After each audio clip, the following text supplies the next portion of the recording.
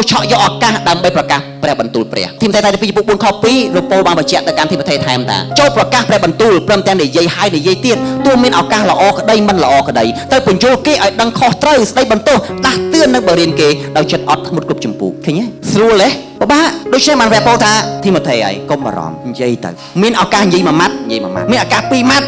មានឱកាសប៉ុណ្ណាធ្វើប៉ុណ្ណឹងទៅកូនប៉ូលទ្របទីម៉ូថេដូចជាកូនគាត់អញ្ចឹងគាត់ស្រឡាញ់ទីម៉ូថេគាត់ប្រាប់ទីម៉ូថេ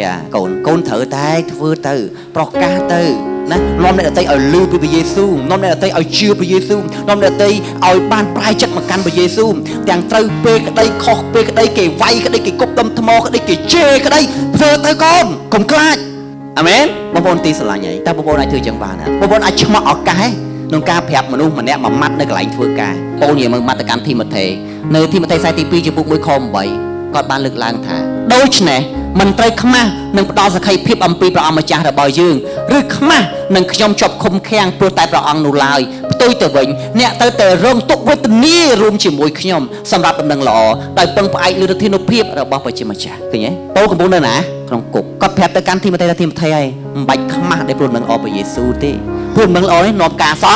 សង្គ្រោះនឹងល្អនាំមកចូលឋានសួគ៌ហើយក៏កុំខ្មាស់ដោយព្រោះតែខ្ញុំនេះដែលជាគ្រូរបស់អ្នកដែលជាឪពុកខាងវិញ្ញាណរបស់អ្នកកំពុងតែចូលគុកដែរកុំខ្មាស់តែអ្នកត្រូវតែប្រកាសព្រះបន្ទូលនៃដំណឹងល្អនេះដោយដឹងថាវាជាឫទ្ធានុភាពរបស់ព្រះម្ចាស់ខ្មាស់នៅពេលជីវភាពយើងក្រហើយប្រាប់គេថាព្រះយេស៊ូវជាព្រះដ៏មានពរខ្មាស់នៅពេលដែលយើងកំពុងតែជាប់បំណុលគេ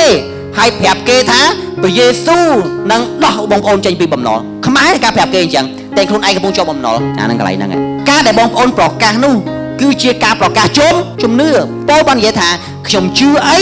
ខ្ញុំប្រកាសអញ្ចឹងខ្ញុំប្រាប់អ្នកព្រោះខ្ញុំជឿអញ្ចឹងហើយខ្ញុំប្រាប់នោះមិនមែនជាអីគេទិស្ដីទេព្រោះខ្ញុំកំពុងប្រាប់អំណរគេខ្ញុំកំពុងបបាក់អញ្ចឹងខ្ញុំអ្នកបបាក់នេះហ៊ានប្រាប់ថាព្រះអង្គមានអំណាចដោះអ្នកចេញពីអីគេបំណរចេញពីជំងឺហើយពួកខ្ញុំហ៊ានប្រាប់អញ្ចឹងព្រោះខ្ញុំកំពុងតែឈឺខ្ញុំកំពុងជាប់លុយគេប្រាប់អំណរគេដូចគ្នា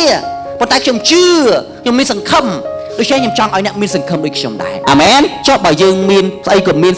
នយើងមានអីក៏មានក៏បែបយ៉ាងណាឡានក៏មានទាំងមានលុយចាយលេងអស់ហើយយើងប្រាប់គេថាព្រះយេស៊ូវជាព្រះដ៏មានពរហើយមុខយើងឲ្យញឹម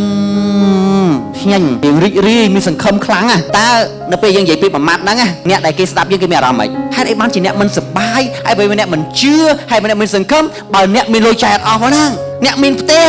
អ្នកមានលុយអ្នកមានឡានអ្នកឯងនិយាយយ៉ាងស្រួលហើយទៅប្រៀបធៀបមួយខ្ញុំមិនដែរឆ្ងាយដូចជើងមេឃអ្នកឯងនិយាយយ៉ាងមកថាអ្នកឯងមានអីហ្នឹងបាននិយាយយ៉ាងហ្នឹងឃើញទេអញ្ចឹងមួយណាក៏ខុសដែរយើងមានក៏គេថា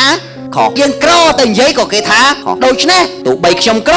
ទោះបីខ្ញុំមានខ្ញុំនៅតែប្រកាសខ្ញុំនៅតែជឿនៅអ្វីដែលខ្ញុំបាននិយាយអាមែន